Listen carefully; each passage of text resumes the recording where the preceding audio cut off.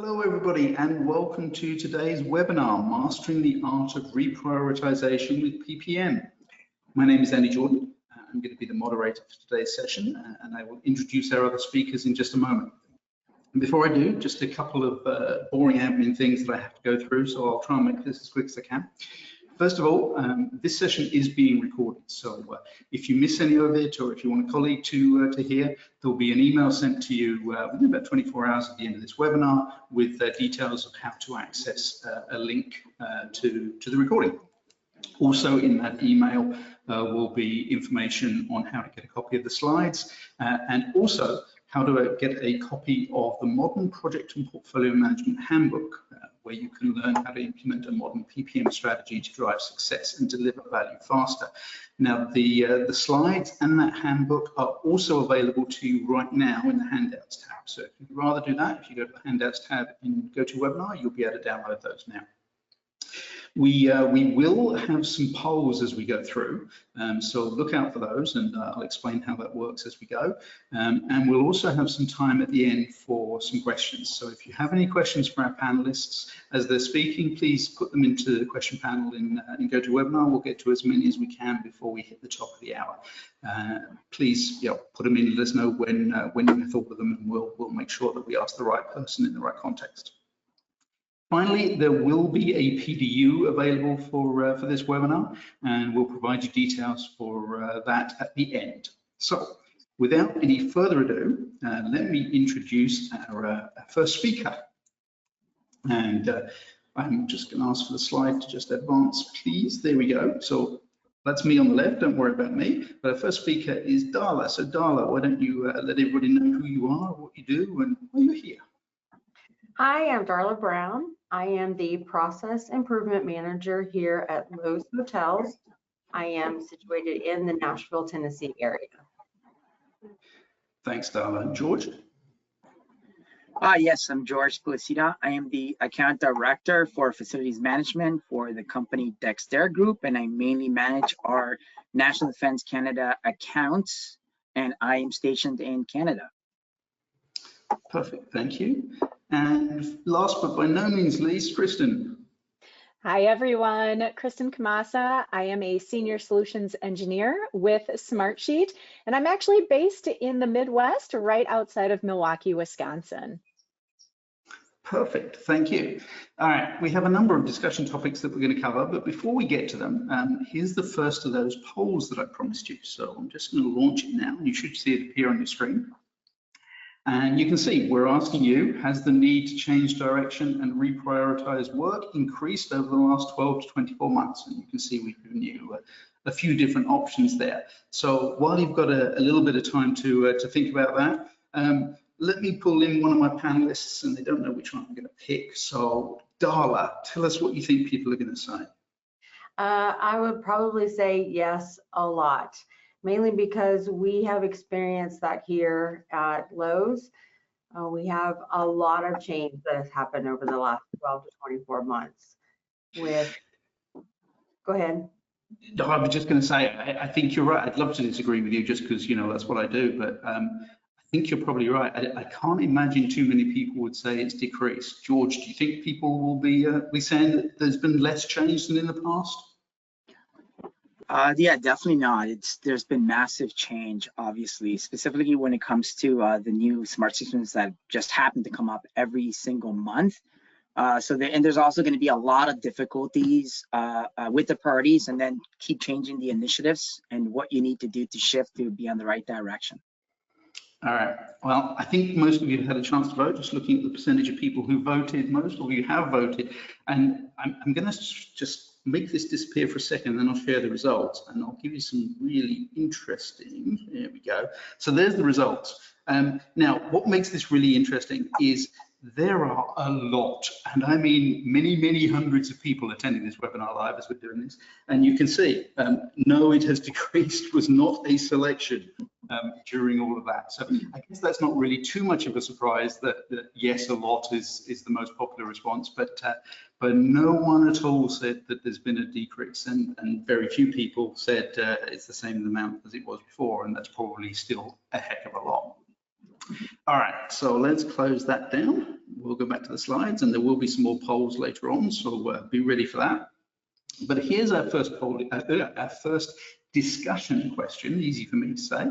And you can see, there it is on the screen, which is playing up for me for a second. Come on, there we go. How do you know when it's actually time to reprioritize one initiative over another? So I'm going to ask, who am I going to ask to do this one first? Kristen, why don't you tell us first what you think on this one, just to keep everybody on their toes? Yeah, I think it is really hard to, put a defined time as to when we should be looking at, prioritizing or reprioritizing initiatives over another, because it should be iterative and it should be continually reprioritization of all of the things that have, that you have going on, both due to internal as well as external influences that are happening out there in your industry, in your organization, or just overall in the world. There should be that constant pulse of, should we be doing what we're doing? And if not, that's when we need to do some of that reprioritization. Mm-hmm. Absolutely. Darla, is that your experience with the hotels? Yeah, obviously, we don't have a lot of autonomy with making changes specifically to our project. Sometimes that comes from C-suite. Sometimes it just comes from system constraints. We have systems that the company decides they don't want to improve it anymore, so they need to sunset their solution. Well, that causes a significant problem for us. So we have to stop, find a new solution, be able to sign a contract, write the process, test it, initiate it. That process is 12 to 24 months, and then roll it out. We have so many reprioritizations that will happen on the fly. That just happened to us recently. So we've had to sunset one solution, find another solution. And then when any delay happens in that process, well, now you're reprioritizing your reprioritization, right? So you've got so many delays happening. And we use Smartsheet to bridge that gap between the two. Just recently we've had supply chain issues. As you can imagine, when you're opening new hotels or even just sustaining hotels that are open, and you have now a vendor that can't deliver a branded product, something that has been constant. Now they can't deliver. Well, your critical path changes on new hotel openings, your vendor master has to change. Now we have to find a new vendor for that product. It has been over the past 12 to 24 months for sure, has been a significant issue for us in just constantly fluctuating based on internal and external environments. I'm sure that's something our audience is going to be able to relate to with all these shifting priorities, but sometimes we don't realize that we don't work in the same sort of world that you do. It's not just impacts on the projects, it's impacts on your guests, on the people who are the reason why you can exist as a business. And it's critical that you get that stuff right. 100%.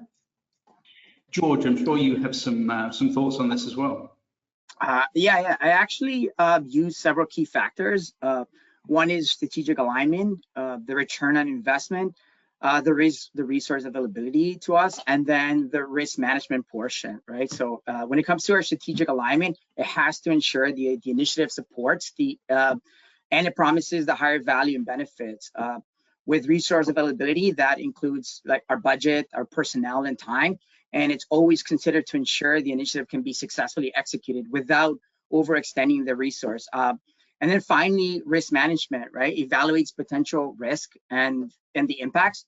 So prioritizing initiatives with manageable and acceptable risk levels. So with that, by systematically assessing these factors, our organization can make informed decisions about the initiatives to prioritize, which then ensures optimal allocation of resources and, more importantly, aligning the strategic goals of the prioritization. Mm-hmm. I think that the risk is a key part of that. It's something that a lot of organizations don't necessarily consciously think about, that the risk exposure or the risk tolerance can change between the start of a project and the actual delivery, and it can be a factor in determining whether or not you need to reprioritize and reallocate your resources. All right, let's go on to the next discussion topic. I think we're going to see that appear on the screen in just a second. There we go. Nice long one here. So at what point do you recommend communicating the shifting priorities to the larger organization? And how do you go about getting everyone on the same page? Darla, let's bring you in first on this one. So as you can imagine with hotel business, we have a variety of different types of audiences, right? Depending upon what the change happens is where we kind of base on who we're going to talk to first. But we always start at the top because, you know, everything flows from the head. So it all depends upon the downward flow. What's the domino effect on this? And then if I don't communicate it now, how is it going to affect all of that? But one of the things we do is we communicate, we kind of over communicate. We use automations, we use emails, we use pre-shift. If you're not familiar with pre-shift, that is exactly what it is. At the beginning of every shift, the manager on duty or the team leader gathers the team together and says, this is what happened last shift, this is what's going to happen this shift, this is the VIPs on site, yada, yada, yada. But they also talk about change that's going to be taking place that affects that specific team. If one of our POS systems is going to go down for maintenance, well, that team needs to know if it affects them, right? So we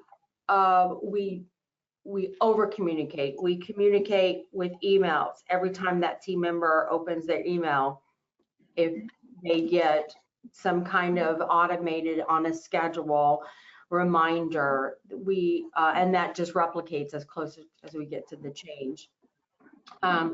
We talk with hierarchy, so we talk with C-suite, we talk with managers, we talk with team members, and even end user. We just break it down and talk to them as best we can over and over and over again until the change is in effect. And then we, you know, kind of sit back a minute and say, okay, any feedback? So we do everything we can to over communicate what's happening. I think that's really important. I'd not worked in a sort of 24/7 environment like yours, and you don't necessarily think about the idea of you have to communicate to people who just will never be working at the same time that you're working, and you don't necessarily want to rely on emails alone. So that pre-shift concept must be something that really works well for you. And it's just not at the hotel level, it's even at our shared services center. Everybody has their own pre-shift, and it really helps us to keep everybody on the same page and know what's happening at the same time. I think that's something we can all learn from, whether or not we're working in that environment or not. Just sort of something at the start of the day that keeps everybody on the same page is a great idea. Kristen, I'm sure you have some thoughts as well. Yeah, I could not agree with Darla more. That hierarchy of communication and having a very solid communication plan is important. What you don't want to have happen is a generalized blanket communication, especially if the magnitude of the change is very large, because that creates a lot more noise and kind of that dissension across the different groups because they're not understanding. To what Darla talked about, you know, getting the different layers involved in the messaging, understanding what does this mean to me, to my team, what is the effect on the customer or, you know, the client or the market, et cetera. But leading with the positive is what I think is very important, because change is always scary. It doesn't matter if it is, you know, that we're changing and everybody's getting bonuses, or we're changing and nobody's getting bonuses. Both those kind of things could be very, very scary. At Smartsheet even, you know, there has been prioritization of the capabilities that we offer and invest in that alter or are reprioritized based on customers such as Darla and George and many of those listening right now.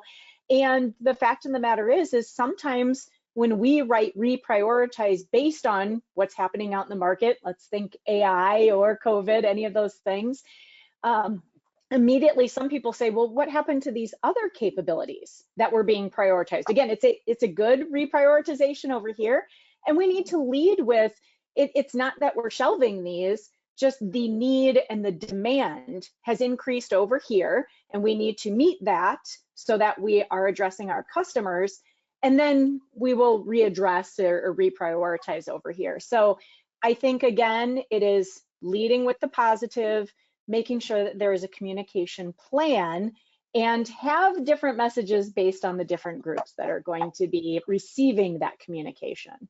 Mm-hmm. And I think that what you said there about change being scary, even if it's good change, it's something that we tend to take for granted sometimes, but it's true. We need that reminder. We need to be sure that we're not just delivering communication, but that it's being understood and people get the why behind it so that they are more accepting of it.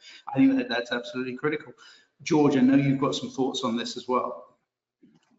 Yeah, I agree with the other panelists, and I just wanted to touch base on the confidence as well. Like, we begin that process and then we make that decision when we're confident that the message is going to be sent out accordingly, right? And that comes from thorough analysis and clear communication. So we ensure that the rationale behind the changes itself is well documented and communicated transparency to all stakeholders. And obviously this helps us get the buy-in and ensures that everyone understands the actual reason behind the actual shift. Additionally, regular follow-ups, reviews help monitor the impact of these changes, and it allows us for further adjustments as needed. So pretty much by systematically evaluating those factors, we can then make informed decisions about when to reprioritize the initiatives and feel confident that these changes will lead to a better outcome to our organization as a whole. Excellent. All right. It is now time for another poll. Unfortunately, my poll tool here is playing up. So give me just a second. And if I can't get this thing to work, we'll go on to the next poll, next discussion question, and I'll come back to the poll. I'm just having a bit of a battle with GoToWebinar here because it keeps wanting to give me handouts when I ask for polls. So yes, it's not going to play nice. All right. So sorry, everybody. I'm going to jump over that polling question and we're going to come back to. Oh no, I'm not, because it's now woken up. Oh, look at this. What are you doing to me now? This is doing it, and now it's died on me again. This is all right. You know what? I'm going to fight with polls while you lots are talking. So, George, I've come to you last in the first two questions, and I'm not going to do that again. So, you're on the spot again. What's your advice for keeping everyone aligned and moving in the same direction as this change is executed? And if there's any background noise, it's just me having a violent argument with the polls. Don't worry about it. Yeah, no, this is a fun question because I'm sure everyone goes through this, but my first piece of advice is to prioritize clear and consent communication, right? And this starts with leadership articulating the rationale behind the reprioritization, which outlining the strategic objectives and explaining how these changes align with the organization, not only short-term, but more importantly, long-term goals. And that happens through regular updates through different channels, such as town hall meetings, email newsletters, and team briefings. That ensures that all the team members are kept informed and progress in any future adjustments. Additionally, creating open forums for questions and feedback can really help address the concerns and foster a sense of inclusion and transparency to people getting the information. And finally, recognize and celebrate milestones and achievements along the way, obviously to just maintain morale and motivation. And by combining clear communication with robust support mechanisms, you can ensure that the organization remains cohesive and focused as it navigates the complexities of reprioritization. Excellent. Darla, your thoughts? I think it's really important to keep consistency. Like, the message needs to be the same, whether you use branding or document like FAQs or documented processes, standard, what we would call SOPs. I just think in order to keep everyone aligned, you need to be saying the same thing every time. That if you allow for one-offs or little tweaks here and there, well, then it just muddies the process. So in order to keep everybody on the same page, to keep the change moving, keep the process moving as intended, you just need to keep the message that comes out of your mouth or comes through an email the same thing every time without being robotic, of course. Perfect. And Kristen? Yeah, again, agree with everything George and Darla said, that consistency and making sure that the person receiving the message fully understands what does this mean to me? And I think something that we oftentimes overlook when it comes to communicating change is that sometimes we have to acknowledge when there are concerns or when there are questions. And trying to either sweep them under the rug or not give them the weight that they may, need to have, that actually can create uncertainty in the particular change. Either that leadership doesn't have an answer to this, or they haven't thought about that. So it's very important to close the loop so that we can continue on with that positive message. And something that honestly, it just hit me, it depends on who is delivering the message as well. I think that is another thing that leadership doesn't always put as much weight into. Just because someone is the CEO or just because someone sits on an executive board, they may not be the absolute best individual to be communicating that change out, depending on what the change is.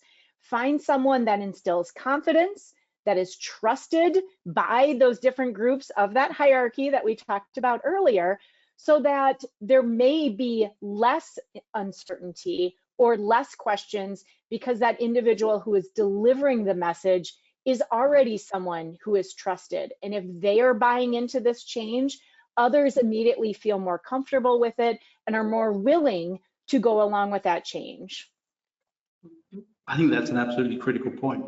Somebody said to me when I was young and new to this that you didn't used to worry if your audience started looking at their watches. You just worried if they started holding their watch up to their ears to see if it was still working, because then you knew you weren't doing a very good job of communicating. I guess these days it's people looking at their cell phones, but we can all think of those people that, 2 minutes into an hour-long presentation, everyone's fidgeting and looking at their phones, looking at each other because they just can't communicate. And getting that right person is critical, because otherwise that message won't be heard. All right.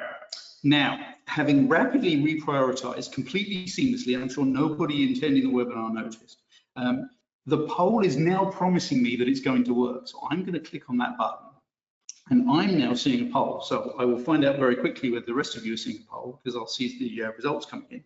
But working on the assumption that we are seeing this poll about what is currently the most challenging reprioritization at your organization, or aspect reprioritization at your organization. George, let me bring you in here first. And while everybody is voting, and they are voting, what do you think people are going to say? The most challenging, I think they're going to say the communication portion of it. Okay, communicating challenge. Yeah, I see some of the results as they're coming in. So I'm not going to tell you if you're right or wrong. I am going to say, Kristen, do you have any other thoughts? I'm actually leaning towards measuring the success of it. Okay, Darla. I love seeing the results during the process, because I know whether you're right or wrong. I'm going to go with, I wish there was an all of the above, but I'm going to say managing the volume of change. See, if we had an all of the above, then everyone would know what people chose, wouldn't they? Yeah. See? All right. I'm going to give you just a few more seconds to vote. Most of you have voted, and then I'm going to share the results, and I'm going to do so with a very smug grin on my face. So we probably didn't say the number one. So, well, I mean, I could say what I think the number one is, but, you know, let's be fair, I am seeing the results as they come in, so it would kind of sort of be cheating. But all right, so you've all had a chance to vote. I'm going to close that down, and I'm going to share the results, and it did work. And you'll see that congratulations, the three of you. You chose the three least popular choices. So excellent job. I'm glad that we've got such a panel of experts for this discussion. It's really encouraging to say, all right, so clearly there is, to be fair, and I don't like being fair, but to be fair, there is a pretty decent distribution across the different choices here. There isn't any one standout. But you can see that the two top ones there are the buy-in and the reallocating of resources. So if you've got particular challenges about that, throw that into the Q&A. There are some questions I haven't caught up with yet, and we'll make sure that we get to as many of those as we can before the end. All right, I am going to hide that and hope it actually goes away this time. There we are. And we'll do the, and I'm sorry, I'm messing up the whole flow of this now because I'm having this argument with the polls, but let's go to this next question. And Kristen, let's get you involved in this one first. What are some of the tools and tactics that you use to mitigate any friction and resistance along the way? Knowing who you work for, I'm going to go out on a limb and suggest that there is a very small possibility that Smartsheet is one of the tools that you use. Smartsheet would be the primary tool that I utilize to help me mitigate some of this and that primary tool. But, you know, interesting enough, Andy, although I work for Smartsheet, I was actually a customer of Smartsheet for over 9 years.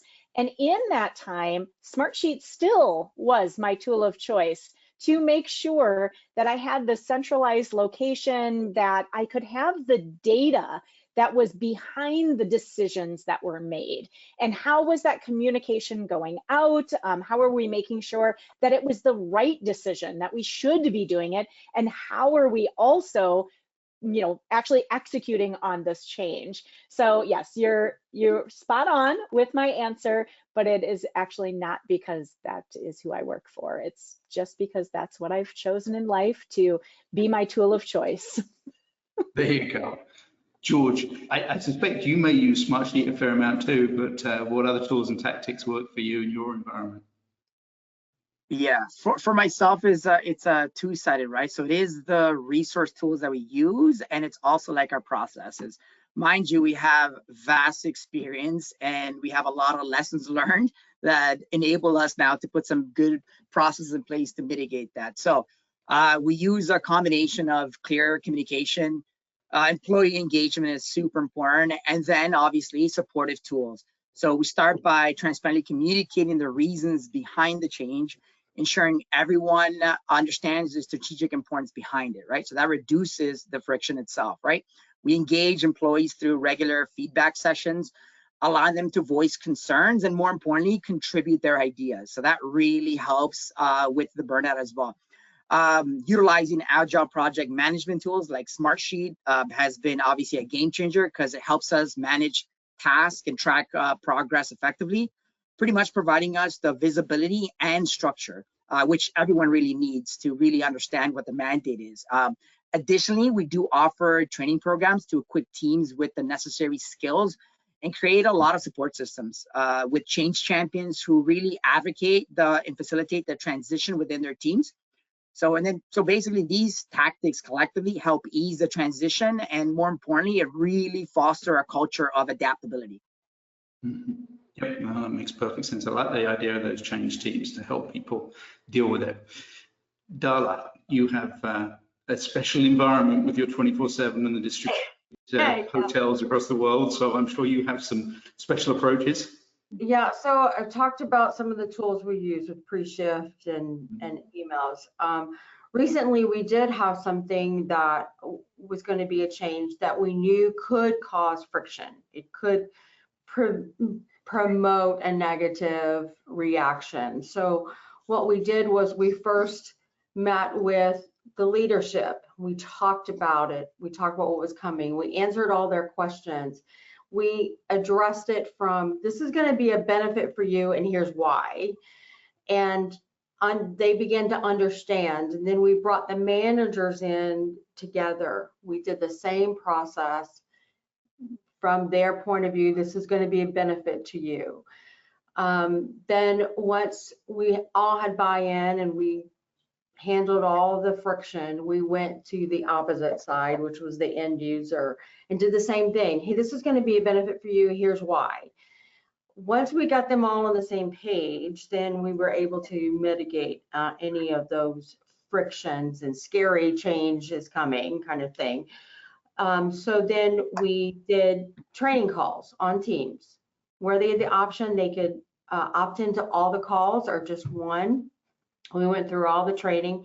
We had FAQs, we had documentation, the instructions, all of that. So then they could then go to their teams, their pre-shift. It was scripted. We also have something that's kind of unique in our area, what we call team member TV. So in the back of house, in our cafes, that just for employees, we have a TV that has announcements and it's constantly scrolling. So those announcements of this change is coming, it helps to keep people aware and helps. So that's just another tool that we can have in our tool belt. But then at the end of it, you know, we always keep the door open, like George talked about with feedback. We are always looking at feedback to help.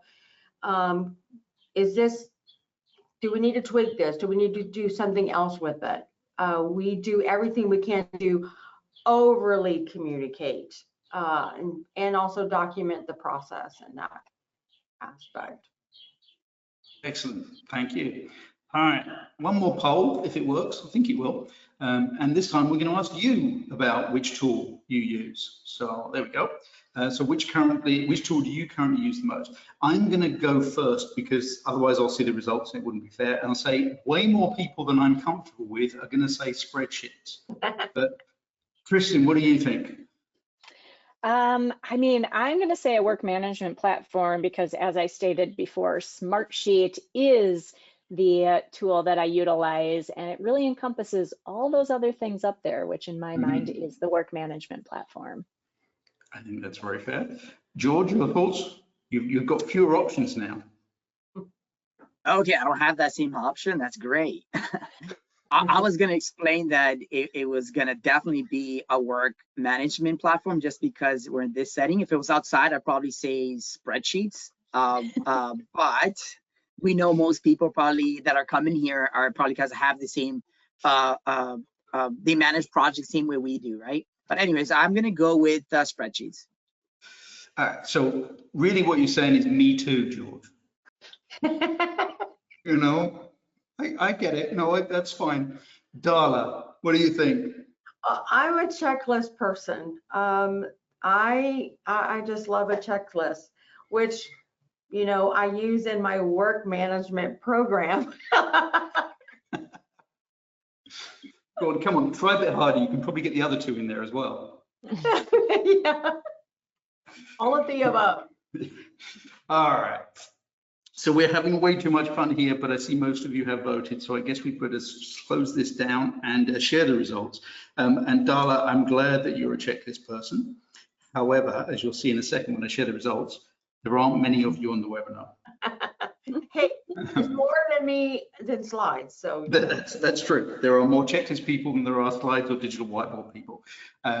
So there you go. Yes, work management platform being the most popular, and as I said, quite accurately, more people than I'd be comfortable with saying spreadsheets, which is really the way. And just to note, because this is being recorded, I'm not a spreadsheets individual. Okay, George. Yeah, we'll go with that. We'll believe you. Yeah. All right. Let's get rid of that. The good news, everybody, is there are no more polls, so we can't embarrass ourselves anymore, and I can't break the system anymore. All right, who am I going to throw this one to first? Kristen, let's get your thoughts first on this one. That's probably not the first to go to first, but I don't remember. How do you get ahead of and avoid potential issues like burning teams out or going over budget? You know, honestly, the biggest thing is having a central repository or location where all of this information is together so that we can see it. Otherwise, George's projects are high priority for him. Darla's projects are high priority for her. Andy, both your and my projects are the most prioritized. When everything is a high priority, nothing is a high priority. And that's when teams start to get burnout. That's when things go over budget because people don't know which really are the projects that we should be working on, or the tasks that we are working on. So inside of Smartsheet, what is so nice that I've been able to do is we can look at everything holistically and have that prioritization right in there. So as a group, the four of us could come together, and when we see that everything says high priority, it kind of slaps you in the face, and we have to, as a leadership team, make some decisions of what actually is the definition of high priority, which is another huge thing of just because it's George's or Darla's or Andy's or Kristen's doesn't make it high priority. And either if we're using high, medium, and low, red, yellow, green, or we're using some type of weighting, we still need to look at it from a data perspective and remove some of those emotions. And that's where I think when you have that central repository, the emotions come out and we can look at things more for what they are. That makes perfect sense. Darla, your thoughts on that? You know, in our business, we have so many different silos. So it's really difficult. We have a lot of our systems don't talk to each other, whether so it's really hard for us to be able to go, this is a higher priority than the other.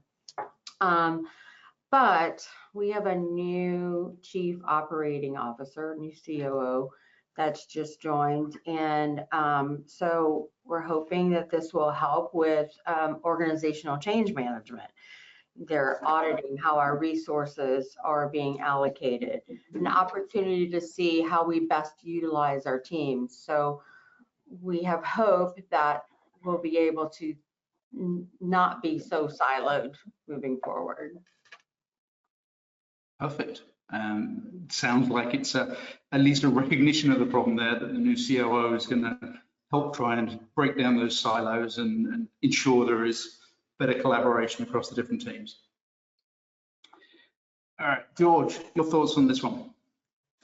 Yeah, I'm going to start off with, I don't know how anyone at this point could be able to manage this topic without some sort of structured system, now more than ever a smart system. But yeah, I'll give you my intake, and we've implemented a pretty proactive and holistic approach, right? Which includes, aside just from the smart system that we have in place, which includes meticulous planning and resource management, pretty much leveraging the project management tools like Smartsheet to forecast workload and identify any potential bottlenecks early. So we're a bit more proactive when it comes to that. We also prioritize open communication, ensuring that the teams are aware of the changes and make sure that they can adapt to the changes themselves, right? We do regular check-ins, feedback loops that really help us monitor the number one, team morale, and then adjust the workload as necessary to prevent the actual burnout itself. And then when it comes to the budget portion of it, financial oversight is pretty much maintained through continuous budget tracking and scenario analysis. And that allows us to really make informed decisions as we relocate resources swiftly to make sure we stay within budget. By fostering that culture of agility and resilience, we have pretty much effectively managed the downstream effects of reprioritization. Perfect. Thank you very much. All right, we have one more discussion topic before we get to the Q&A. And that is, how do you measure the success of reprioritization? How do you look back and determine whether that was actually the right call to make? George, let's come back to you and sort of get your thoughts on this one. Yeah, for sure. Yeah, and this is probably my favorite topic. This is where I really shine the most because I'm a heavy user of smart systems, and I've managed through metrics and data. So pretty much for us, it's KPIs, right? Our key performance indicators, which means project completion rates, time to market, and very importantly, customer satisfaction scores. So post-implementation reviews are super crucial to me. So then I can compare the expected outcomes with actual results to identify any discrepancies within what our game plan was to begin with. We also gather a lot of feedback from stakeholders and team members to understand the broader impact of the changes themselves. Analyzing financial performance, resource utilization, and the market impact really helps us assess the overall effectiveness of the decision itself. So by combining the captured data with qualitative insights, we can really determine whether the reprioritization was successful, and more important, identify that information and any gaps for future initiatives. So a lot of lessons learned. Excellent, thank you. Christine, I know you have a wonderful anecdote for this one. You know, this one is probably also one of my favorites because I think it is the thing that most organizations honestly don't put as much weight into. There's a lot of focus on the how do we do something or when do we do something, but it comes back to the should we even be doing it? And that's how you measure the success of it. A couple of weeks ago, I was in Chicago. We had a summit and I spoke with one of our larger customers. Some people may know who they are, but they're a very large quick service restaurant globally.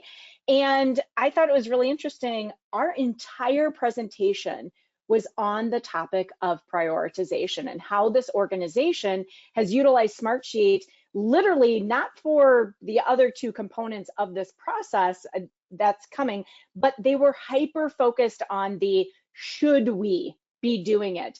And the reason is historically, and this may be similar to many of those in the audience, anyone, anywhere could kick off a project. And there was no real stopping of work, which also meant that these, and this is my favorite term these days, zombie projects were in the background, lurking, sucking the life out of some of the active, more higher prioritized projects, utilizing resources, utilizing budget, etc. But they never really stopped. They were just kind of back there.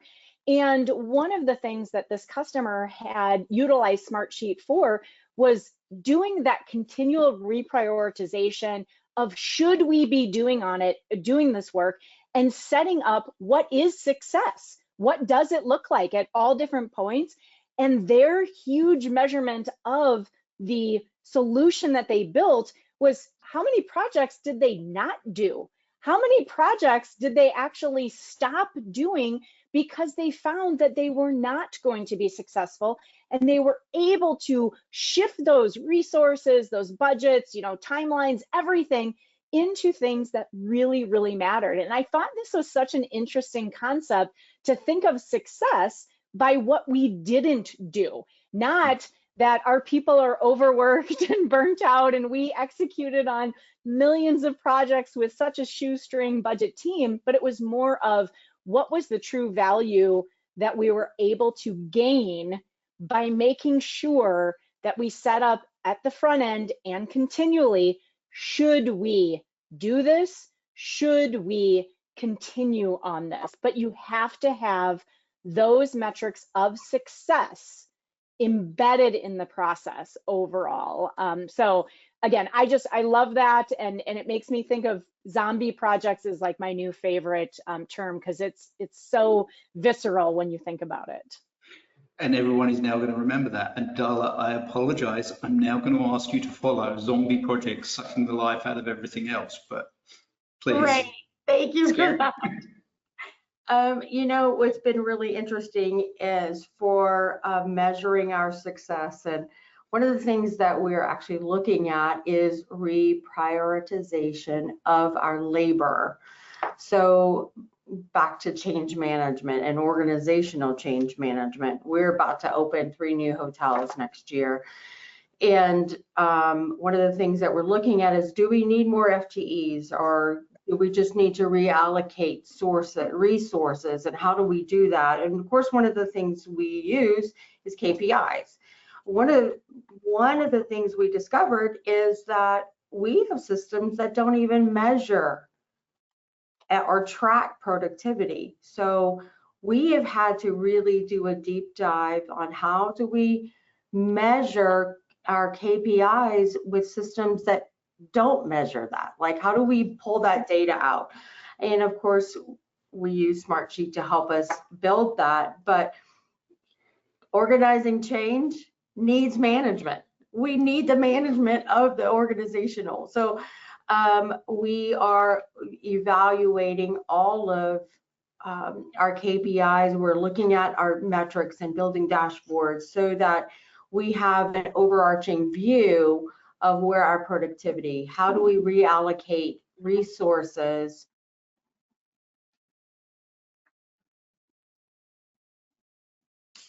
All right. Ooh, I think we lost Darla. Yeah, Darla, you've frozen on me there. So I think we got most of the point, and hopefully Darla will come back in a second. I'm going to continue on.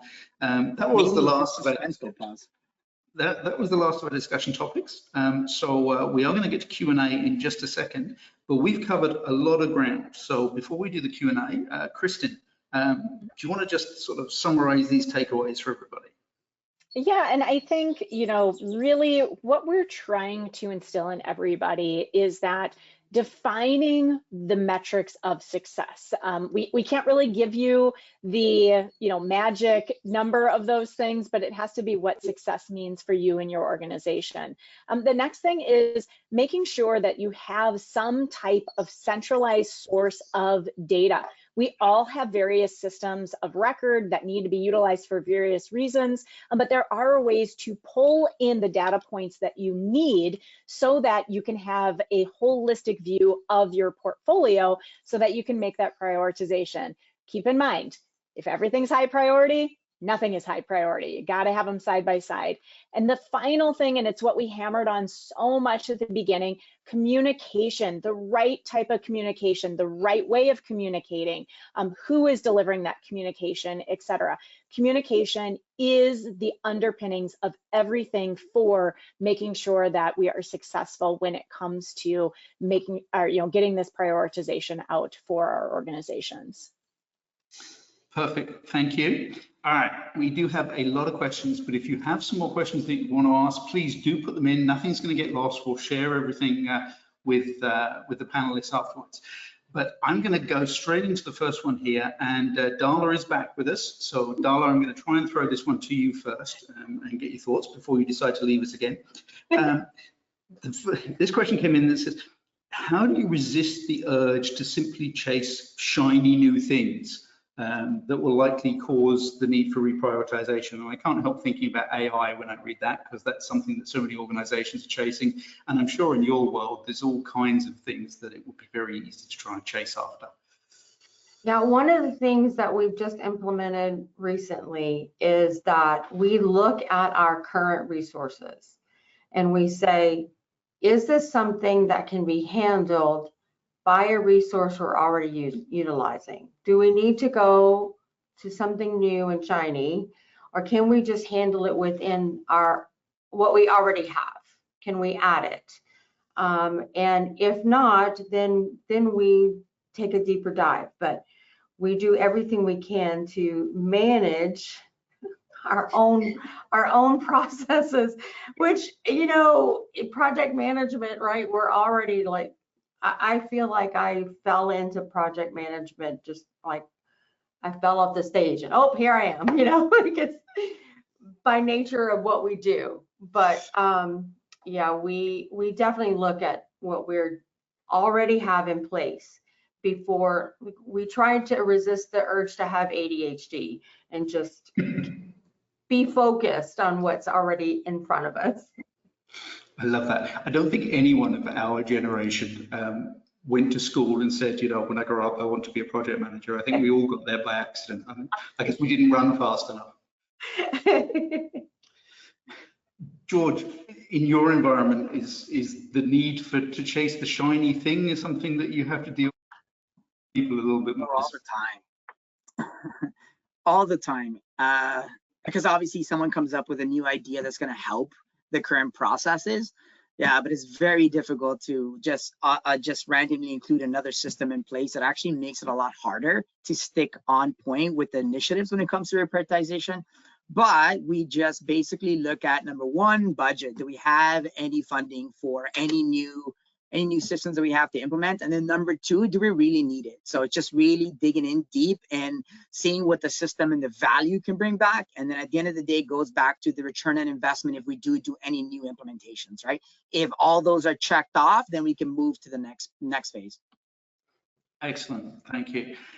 Kristen, I'm going to ask you a different question just to try and get through as many of these as we can in the time we have left. This is a question about formal change management functions, so like organizational change managers and that sort of thing, and whether or not there is a point where the organization shifts to use that kind of resource as opposed to using sort of regular business leaders or project leaders to handle communication. You see a lot of different clients, a lot of different organizations in your work. Have you seen any sort of models that work there or any particular approaches that people use? I mean, I think, again, it's going to depend on how large of a change is it? You know, are we completely replacing an entire system, or are we augmenting a process that is already in place, but there was gaps and we're needing to fill those gaps? All of those are different types of change. But again, it is that communication that I come back to. It is making sure that we're understanding why are we doing that change? You know, why are we adding in yet another system to this? Well, it was because there was actually a manual process of people sending an email or doing this, that we're replacing that manualness with a more automated way of doing it. But I also think that we need to come in and reevaluate and make sure that that change is also successful. Are people, you know, implementing it? Are they actually doing what they should be doing? And if they're not, it's digging in a little bit to understand the why someone is resistant to that change. Was it not communicated appropriately? Was the training not done well? Or are they not feeling that it gave them any benefits or any optimization to the work that they're trying to accomplish? So there's a lot of different components. I see lots of different ways that change is accomplished based on, again, various different levels of organizations, as well as different ways that you know, those organizations or those teams are utilizing the tools that are in front of them. Excellent, thank you. Darla, do you have any policies about when formal change management people are involved or functions are involved, as opposed to having teams handle it as part of their work? I think it depends upon the team. Like I feel like you have some teams that you know could handle that. And then you have some teams that need that leader, need that guide. So I think it just has to look at, I mean, read the room, you know, you kind of know your teams, you know who can handle it. I think it just depends upon the change and the team on how it's handled before I walk away again. No. Yeah, you know, I'm sorry, I know we're a bit boring. Yeah. George, I'm going to bring you in on a more difficult question now, and I apologize in advance, but you can blame Kristen. So Kristen mentioned about the need to have the message delivered by the right person and how that isn't necessarily always the CEO or the executive. So one of our attendees is asking, you know, how do you go about telling that CEO or executive that maybe they're not quite on the same page as everybody else when it comes to delivering a message or communicating effectively? How do you have those rather awkward conversations? Yeah, they are definitely awkward, but I think the way to go about it is to make sure the person who is informing the CEO or the executive has to have the credibility and the track record that they understand the topic itself. You know, have the information ready to go when he asks the questions of why, who, when, and most importantly, cost-wise, so that after that message can easily be transitioned to them to say, hey, that makes a lot more sense coming from an individual who has a track record, and it's going to be better absorbed by the people who are getting the information, right? Because a lot of the times to that point, if it is coming from the CEO and his background is not smart systems or computer systems or a new option, a lot of people don't take it as serious. Excellent. All right, and Kristen, you created the mess by mentioning that, so give us your thoughts as well. I think that is way above my pay grade to have that conversation. Although I do, know a couple of CEOs out there in the ether. But I think, a good leader will also understand that by having someone else deliver that message, it is the best thing for the organization.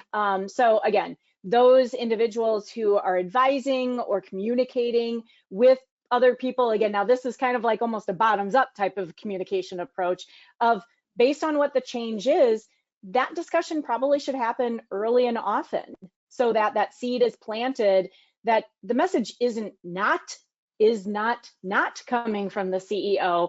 It's just how it is delivered to the different audiences. Perfect.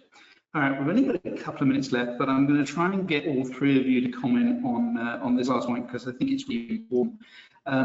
Any tips or techniques for avoiding or dealing with change fatigue and burnout? Darla. Oh my gosh. Yeah, give you 2 minutes for the three of you, so Yeah, we have so many changes that have happened. Like we talked about Oh, I think Darla's frozen on us again. George, do you want to top step of the in? hour in the 12, 24 months. We talk. Am I here? You here? Darla, yeah, you're breaking me? up a little bit. I'm going to come back to you in a second, if I may. I'm just going to go to George and we'll see if you sort yourself out while George is speaking. That's fine. George, your thoughts on dealing with burnout or change fatigue? Oh, yes. Again, like against if you have a really good system in place to be able to track what people's workloads are, it makes it a lot easier to reduce that burnout. Again, there's so many amazing tools out there that you can allocate percentage per project or per task, and that information comes back.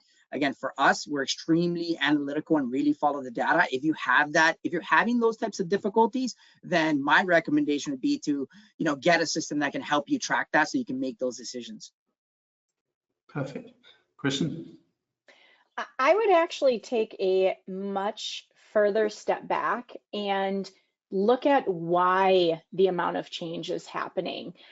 Because is it that there is not a good prioritization process in place, that we are constantly spinning out new change? Because when you're talking about change burnout, there can be many, many different changes that are going on across the organization.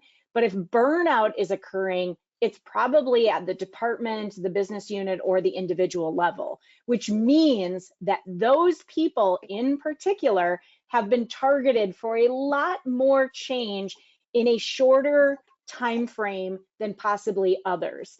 And that's where, as a organizational leadership team, there needs to be a step back taken to understand why is there so much continual change. And if it's something where we're changing, the entire way we're doing business, then that probably should have been mapped out much better to stagger that change, communicate that change, etc. But again, let's not address the burnout. Let's address why is the burnout happening on the back end, because that can be controlled. Very good point. Darla, I'm sorry, we're right up against time, so I'm just going to jump straight in to the PDU information. I did promise everyone I would give you that. So this webinar is available for one PDU in the business acumen category, and that will be self-reported. So if you go to the PDU section in my website, you'll be able to self-report this for one PDU in business acumen. So the only thing left for me to do is A, to apologize for the slight technical issues that we had, B, to say a massive thank you to our three panelists. It was a really good conversation. I think we all learned a lot. And to thank everybody for attending today. I really appreciate everybody's time, and please enjoy the rest of your day. Thanks, everyone.